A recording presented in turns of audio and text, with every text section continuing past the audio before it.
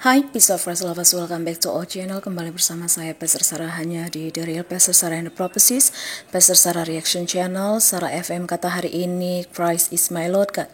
Saudara, hari ini hari Rabu, tanggal 14 Desember 2022, saya ingin menyampaikan satu hal lagi yang terpenting, ya, tentang kebenaran Natal.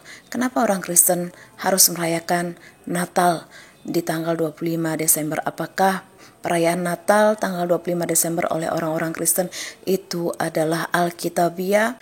Saya akan jelaskan lagi di sini, ya, walaupun saya sebenarnya sudah pernah menjelaskan ini tahun 2020. Oke, saudara, tapi di channel saya yang lain memang, ya, di Pastor Sarah yang sudah di take down YouTube di Januari 2022 kemarin. Oke, baiklah, saya akan bahas kembali, jadi simak baik-baik apa yang saya sampaikan. Namun sebelumnya, dengarkan dulu lagu saya berikut ini yang saya ciptakan setahun yang lalu.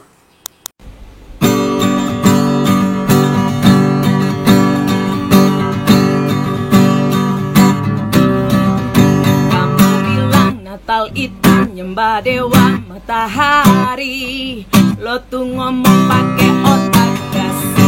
Dari mulai tuh Yesus mencuri keledai, nabi lo bajingan masa lo lupa sih? Gue tahu lo cuma pada sirik hati, karena Yesus Kristus Tuhan kami beda banget sama Shoah, salah orang mati.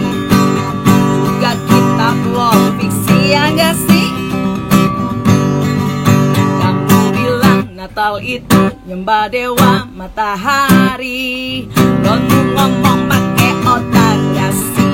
Dari mulai dulu Yesus pencuri keledai, tapi lo bajingan masa lo lupa sih?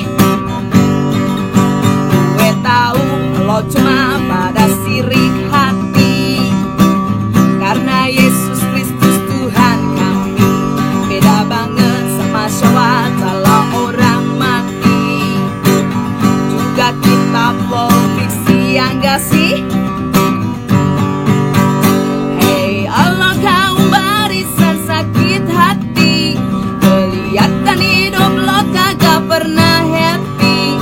Mendingan lo semuanya dengar lagu ini, yuk nyembah Tuhan bareng kami. Puji kau Tuhan dengan sorak-sorai, tinggikan namamu dengan sukacita. Sebab kau Yesus Tuhan Raja Sang Penguasa, tulus darah dan samanya. Hei Allah kaum barisan sakit hati, kelihatan hidup lo kagak pernah happy.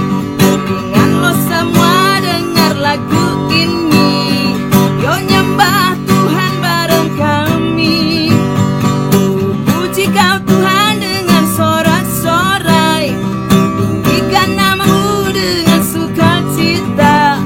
Sebab kau Yesus Tuhan Raja Sang Penguasa, tulus darah dan selamanya. Tulus darah dan selamanya. Tulus darah dan selamanya. Baik, kita mulai ke pembelajaran kita. Kenapa orang Kristen merayakan Natal di 25 Desember? Benarkah Natal itu tanggal 25 Desember? Apakah perayaan Natal di tanggal 25 Desember itu adalah Alkitabiah? Well, banyak fitnahan tentang Natal yang dirayakan oleh orang-orang Kristen di tanggal 25 Desember oleh mereka kaum pagan, kaum penyembah setan, yang mengatakan kalau Natal itu adalah penyembahan dewa matahari, karena 25 Desember itu adalah hari lahirnya dewa matahari katanya, ya.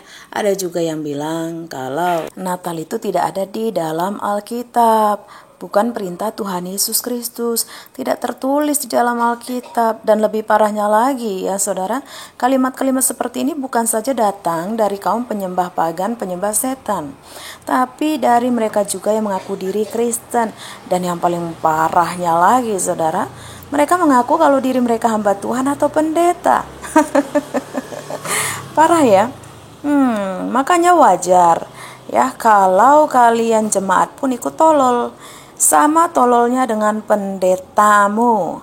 Maka saya selalu bilang, jangan latah pengajaran. Hey, saya kasih tahu ya buat kalian orang-orang dungu, para antikristus, mau tanggal 25 Desember itu hari lahirnya gorila kek, atau hari lahirnya kuntilanak kek, atau hari besarnya monyet berak dari langit kek, ya, nggak ada urusannya, nggak ada hubungannya dengan hari Natal 25 Desember yang dirayakan orang Kristen pengikut Kristus. Hello. Karena kita orang Kristen tidak merayakan hari lahirnya si Dewa Matahari, ataupun hari gorila, ataupun hari kuntilanak, apalagi hari besarnya monyet berak dari langit. Nggak ada urusannya sama kita, paham? Tetapi kenapa kita merayakan Natal di 25 Desember? Itu karena Alkitab yang mengatakannya. Mungkin kalian tolol ya, karena tidak pernah membaca Alkitab. Saya anggap wajar sih ya. Atau membacanya tapi tetap tolol. Nah, itu saya bingung juga ya kalau udah sampai begitu. Tapi gitu pun gak apa-apa ya. Saya akan coba menghilangkan ketololan kalian hari ini. Kebetulan momennya pas menyambut perayaan Natal. Walau sebenarnya saya sudah pernah menjelaskan ini 2 tahun lalu. Tahun 2020 di channel saya yang lama, yaitu Pastor Sarah, yang sudah di take down YouTube di Januari 2022 kemarin. Seperti yang saya sampaikan tadi di awal ya. Oke, langsung saja siapkan otakmu, matamu, dan telingamu. Saya berdoa supaya matamu adalah mata yang melihat dan telingamu adalah telinga yang mendengarkan. Dan dengarkan saya baik-baik. Ya, lihat di Lukas 1 ayat 26. Dan pada bulan yang ke-6, malaikat Gabriel dikirim Tuhan ke sebuah kota di Galilea bernama Nazaret. Jujur banyak orang baca Alkitab kayak orang lagi kentut, saudara ya. Sorry saya pakai bahasa ini, tapi memang faktanya begitu. Seperti orang lagi kentut, asal bunyi, asal lewat. Masih syukur kalau kentutnya itu dia cium, dia hirup dalam-dalam, saudara. Masih ada yang nempel gitu loh. Masih tercium aromanya, masih melekat gitu. Nah, masih syukur baca Alkitabnya direnungkan, masih ada tertinggal di memori. Tapi kebanyakannya, saudara ya, cuman baca, lewat terus lupa. Nah, jadi perhatikan ya ayat ini, Lukas 1 ayat 26. Dikatakan bulan ke-6, catat saudara, bulan ke-6. Garis bawahi di otakmu, bulan ke-6. Karena ketololan itu muncul biasanya karena ketidakmautawan dan ketidakpedulian saat baca Alkitab. Seperti yang saya bilang tadi, baca, lewat, terus lupa. Seperti orang kentut. Nah, ada apa dengan bulan ke-6 ini? Kalau kalian punya otak, punya hikmat ya, di kalimat inilah rahasia besarnya. Yang sebenarnya, apa rahasia besarnya ini saudara? Apa rahasianya? Kita lihat di Yohanes 2 ayat 1. Dan pada hari ketiga ada perkawinan di Kana di Galilea, dan ibu dari Yesus ada di sana. Saya kasih tebal sini hari ketiga. Mungkin kalian bertanya, loh kok lompat ke Yohanes 2 ayat 1 sih? Hei, bentar dulu, sabar dulu ya, dengarkan saja dulu, oke? Perhatikan di Yohanes 2 ayat 1, pada kalimat, pada hari ketiga. Apa itu hari ketiga, saudara? Hari ketiga bagi orang Yahudi itu hari Selasa. Kenapa? Karena hari pertama bagi orang Yahudi itu dimulai dari hari Minggu. Dalam bahasa Ibraninya itu Yom Rishon. Rishon itu bukan sekedar nama hari ya, catat itu, tapi juga menjelaskan pertama. Ya.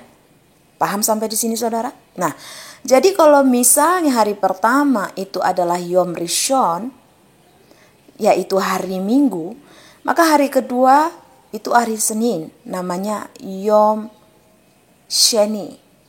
Hari ketiga itu hari Selasa, artinya Yom Shlisi. Hari keempat itu hari Rabu, Yom Revi'i.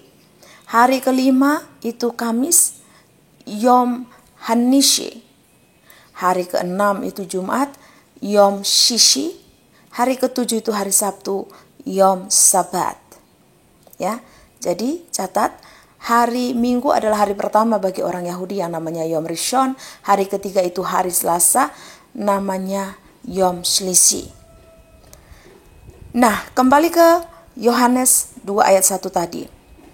Pertanyaannya, saudara, kenapa hari Selasa? Kenapa pada zaman itu banyak orang Yahudi selalu melakukan perayaan hari-hari baik di hari Selasa? Kenapa, saudara? Karena Kejadian pasal 1, sehingga ada pepatah dalam bahasa Ibrani ya di kalangan orang Yahudi itu Yom Slishi Pait Maim Kitov. Artinya hari Selasa yaitu hari ketiga 2 kali lebih baik. Hari Selasa yaitu hari ketiga 2 kali lebih baik. Mungkin kalian bertanya, kok lucu sih ada hari lebih baik? Udah kayak peramal aja, kayak para penyembah setan, percaya hari-hari baik, hari-hari lebih baik. Ya nggak gitu juga kali, saudara. Justru setan sukanya niru-niru Tuhan. Oke, saya jawab. Kita buka di Kejadian pasal 1. Kalau saudara perhatikan dalam segala ciptaannya yang selama 6 hari itu Tuhan melihat baik. Selalu dituliskan Tuhan melihat baik. Tapi khusus di hari ketiga, yaitu di hari Selasa, ya, itu Tuhan melihat baik dicatat sebanyak 2 kali, saudara. Saudara bisa lihat itu di Kejadian 1 ayat 9 sampai 13, ya. Berfirmanlah Tuhan, hendaklah segala air yang di bawah langit berkumpul pada satu tempat sehingga kelihatan yang kering, dan jadilah demikian. Lalu Tuhan menamai yang kering itu darat, dan kumpulan air itu dinamainya laut. Tuhan melihat bahwa semuanya itu baik. Catat, ini yang pertama, semuanya itu baik. Ayat selanjutnya, berfirmanlah Tuhan, hendaklah tanah menumbuhkan tunas-tunas muda, tumbuh-tumbuhan yang berbiji, segala jenis pohon buah-buahan yang menghasilkan buah yang berbiji, supaya ada tumbuh-tumbuhan di bumi, dan jadilah demikian. Tanah itu menumbuhkan tunas-tunas muda, segala jenis tumbuh-tumbuhan yang berbiji, dan segala jenis pohon-pohonan yang menghasilkan buah yang berbiji. Tuhan melihat bahwa semuanya itu baik. Jadilah petang dan jadilah pagi, itulah hari ketiga. Nah, jadi dikatakan tentang Tuhan melihat semuanya itu baik 2 kali, saudara. Dan hari ketiga, itu artinya hari Selasa. Itu sebabnya orang Yahudi sampai hari ini masih percaya, masih beriman pada hal ini, saudara. Yom Shlisi Pait Maim Kitov. Itu sesuai Alkitab. Nah, ini soal hari, ya, saudara, ini soal hari. Sekarang kita bahas soal bulan. Kita kembali ke Lukas 1 ayat 26 tadi, saudara. Dikatakan di sana tentang bulan ke-6. Kenapa bulan ke-6? Ada apa bulan ke-6? Saudara, sebelum kita membahas tentang bulan ke-6, saudara harus tahu. Kalau orang Yahudi itu merayakan Hos Hasana, itu di bulan ke-9-nya kita, yaitu di bulan Septembernya kita. Bagi mereka Rosh Hasana itu adalah tahun barunya. Jadi kalau kita tahun baru itu Januari, kalau mereka itu Rosh Hasananya di bulan September, saudara. Karena Rosh Hasana itu adalah tahun baru buat orang Yahudi. Itu tahun barunya Yahudi. Ya, sama seperti kita tahun baru kita itu Januari. Kalau mereka tahun barunya itu justru di bulan Septembernya kita. Oke? Nah, karena Rosh sendiri artinya kepala, Shana itu artinya tahun. Shana itu tahun. Jadi kepalanya tahun. Itu di bulan 9-nya kita, yaitu di bulan September. Dan ini sampai hari ini, ya saudara. Perhatikan ayat ini, Lukas 1 ayat 26. Dan pada bulan ke-6 malaikat Gabriel dikirim Tuhan ke sebuah kota di Galilea bernama Nazaret. Dan baca ayat selanjutnya, ya saudara, ayat 27 sampai 28. Di situ Tuhan langsung bilang apa, saudara? Ya, langsung bilang apa? Lanjutkan ke ayat 31, saudara. Tuhan katakan melalui malaikat Gabriel, ya, pesan Tuhan, kabar baik itu. Kamu akan mengandung dalam rahimmu dan melahirkan seorang putra dan akan menamai namanya Yesus. Kan ini di bulan ke-6, ya. Catat ya, ini di bulan ke-6. Nah, coba kita hitung. Apa ini di bulan September? No. Karena kalau di bulan ke-6 artinya kita harus hitung dari bulan September, saudara.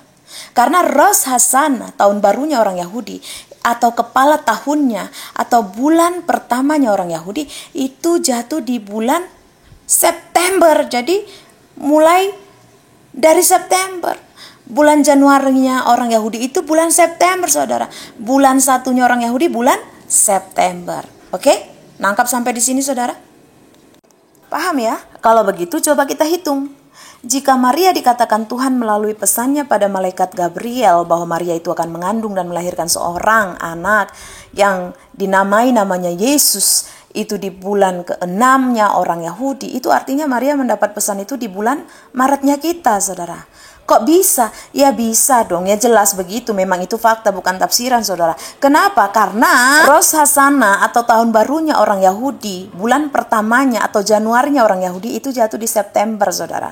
Jadi kalau September, Oktober, November, Desember, Januari, Februari, Maret, April, Mei, Juni, Juli, Agustus, ya saudara, itu 1 tahun, itu 12 bulan. Berarti kalau dihitung dari September, memasuki ke bulan Oktober itu berarti bulan pertama. Oktober ke November bulan kedua, November ke Desember bulan ketiga, ya.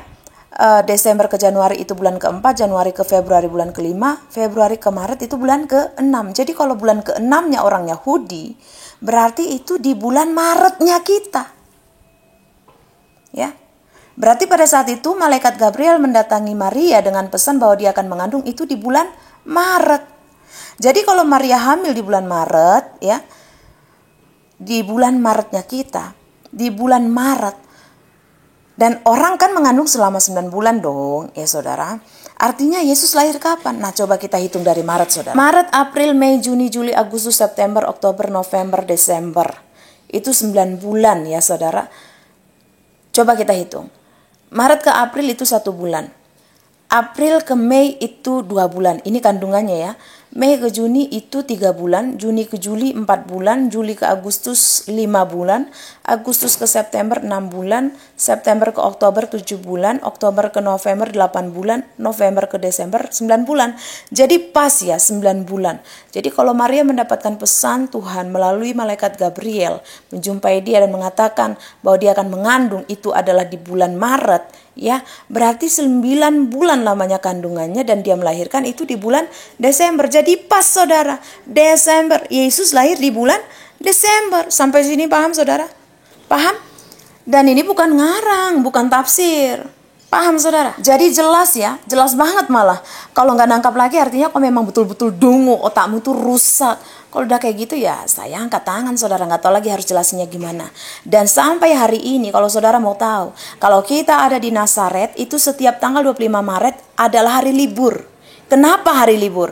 Karena tanggal 25 Maret itu dipercaya sebagai hari yang mereka rayakan sebagai hari di mana malaikat Gabriel itu menjumpai Maria dengan membawa kabar baik saudara. Bahwa Maria akan mengandung dan melahirkan seorang putra yang harus dinamai namanya Yesus.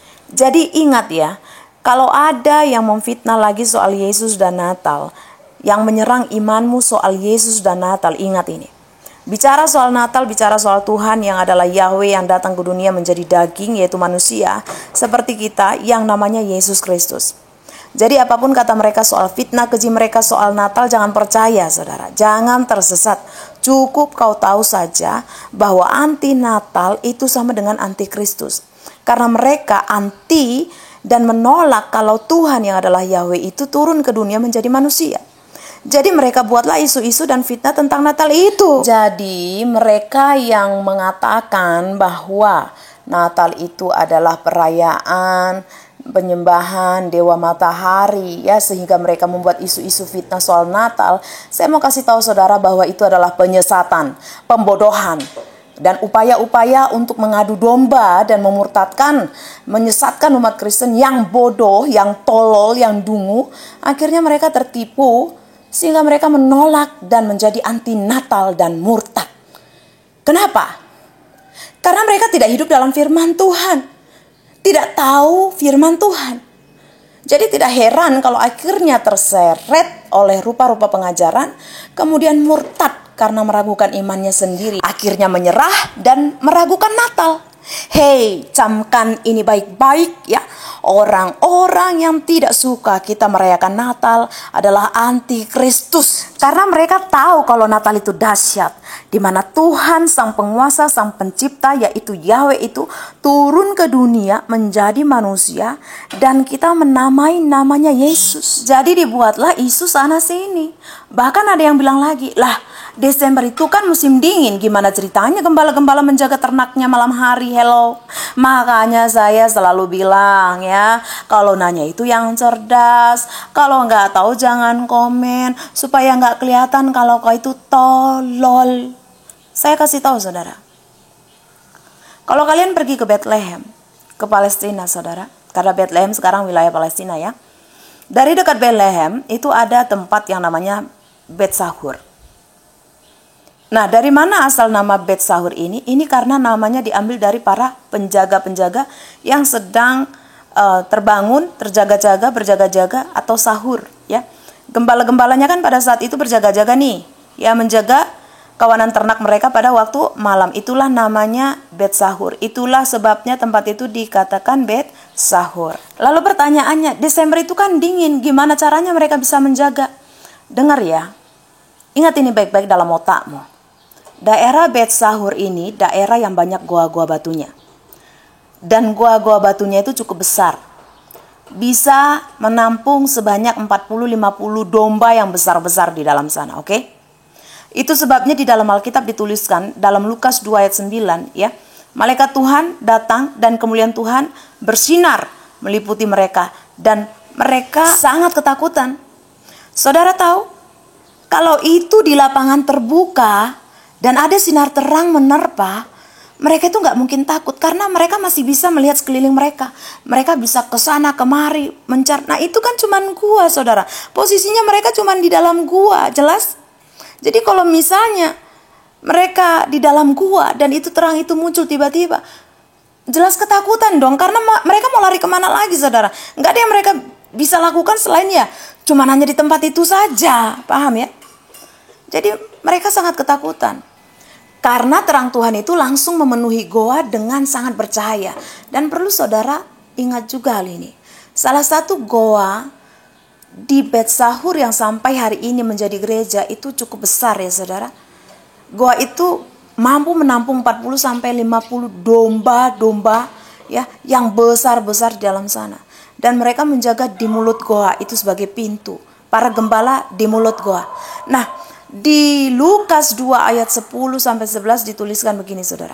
Malaikat itu berkata pada mereka, jangan takut, sebab sesungguhnya aku memberitakan kepadamu kesukaan besar untuk seluruh bangsa. Hari ini, ya, hari ini telah lahir bagimu juru selamat, yaitu Kristus, Tuhan Yahweh.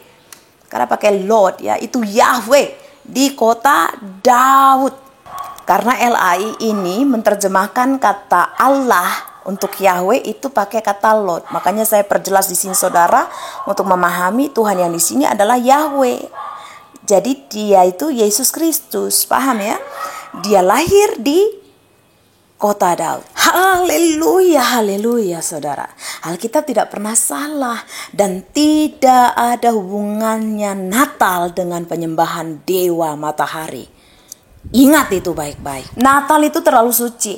Natal itu terlalu kudus. Jadi mulai saat ini stop menyesatkan dan disesatkan tentang isu Natal yang isinya pembodohan dan penyesatan oleh kaum antikristus. Mulai saat ini saudara, kita kembali kepada the word of God, pada perkataan Tuhan.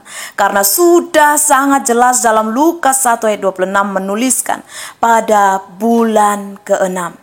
Artinya bulan Maretnya kita, saat itu Maria mendapat pesan Tuhan kalau dia akan mengandung dan melahirkan seorang putra dan akan menamai namanya Yesus ya. Nama Yahweh itu Yesus. Jadi kalau Maria mengandung di bulan Maret, artinya dia melahirkan di bulan Desember saudara. Itulah sebabnya kita merayakan Natal di bulan Desember. Dan sampai hari ini kalau kita ke Nazaret, setiap tanggal 25 Maret itu adalah hari libur bagi orang di sana. Kenapa? Karena hari itu, tanggal 25 Maret itu, dipercaya dan dirayakan sebagai hari di mana malaikat Tuhan yaitu Gabriel menjumpai Maria dengan pesan Tuhan, dengan membawa kabar baik bahwa dia akan mengandung dan melahirkan Yahweh dan diberi nama Yesus. Dia juru selamat. Jadi pahami ini saudara. Yang pertama, rayakan Natal penuh sukacita. Merayakan Natal bukan karena diperintah dulu oleh Tuhan ataupun manusia, tapi karena kita sadar nih kalau Natal itu terlalu mulia dan agung buat kita. Kenapa? Karena Tuhan yang adalah Yahweh itu mau jadi sama dengan kita manusia. Nabi boleh banyak saudara, agama boleh banyak, rasul boleh banyak, tapi bicara soal Tuhan dan Juru Selamat itu hanya ada satu-satunya, Tuhan Yesus Kristus namanya. 2. Rayakan Natal dengan pertobatan. Saudara, Yesus itu turun ke dunia untuk mencari yang hilang. Kenapa saya pakai turun? Karena walaupun dia lahir dari rahim seorang wanita, manusia, tetap Yesus itu dia Tuhan, dia turun ke dunia menjadi sama dengan kita untuk mencari yang hilang, untuk kita orang berdosa demi menyelamatkan kita. Jadi orang-orang itu yang merayakan Natal dengan pesta pora, mabuk-mabukan, pakaian seksi, dan narkoba, itu sama dengan menghina Yesus. Karena bicara soal merayakan Natal, itu sebenarnya bicara soal pertobatan. 3. Rayakan Natal dengan kasih atau belas kasihan. Karena kasih itu diambil dari kata belas kasihan. Yohanes 3 ayat 16. Jadi jika masih ada kebencian, kepahitan, iri hati, dendam, ya sakit hati, luka batin, ampuni saudara. Karena Tuhan tidak akan mengampuni kita kalau kita tidak mengampuni orang lain. So, lepaskan itu. 4. Rayakan Natal dengan melakukan sesuatu untuk orang-orang terbuang, orang-orang terhilang, orang-orang dalam penderitaan, orang-orang dalam kesusahan. Tetapi dicatat saudara, utamakan saudaramu, orang-orang yang seiman denganmu. Sadari kalau Tuhan itu datang untuk orang yang terhilang, terbuang. Bukan datang untuk kemuliaan atau untuk dirinya sendiri, bukan. Tapi dia datang untuk keselamatan kita. So, jadikan momen Natal ini juga untuk menyaksikan kemurahan dan kebaikan Tuhan Yesus kepada mereka di sekeliling kita yang belum percaya, serta ulurkan tangan bagi mereka yang memerlukan. Utamakan saudaramu yang kesusahan, yaitu saudara seiman kita. Dan yang kelima, rayakan Natal dengan sikap hati yang mau mendekat dengan Tuhan. Berjanji pada Tuhan, mulai saat ini aku mau lebih dekat denganmu ya Tuhan. Aku mau lebih percaya padamu Tuhan. Aku mau lebih mengandalkanmu dalam setiap kehidupanku, dalam setiap rencanaku, dalam setiap langkahku. Aku mau lebih lagi menyembahmu dalam setiap nafasku. Aku mau lebih berserah total lebih lagi kepadamu Tuhan. Katakan itu pada dirimu saudara, janji sama Tuhan. Dalam Natal ini, jadikan ini sebagai momentum untuk perubahanmu menjadi lebih baik lagi di hadapan Tuhan. Mencari perkenanan Tuhan. Amin saudara. Haleluya. Ini saja yang mau saya sampaikan. Ingat, menolak rayakan Natal artinya kau antikristus. Saya Pastor Sarah, Tuhan Yesus memberkati. Selamat Natal. Shalom.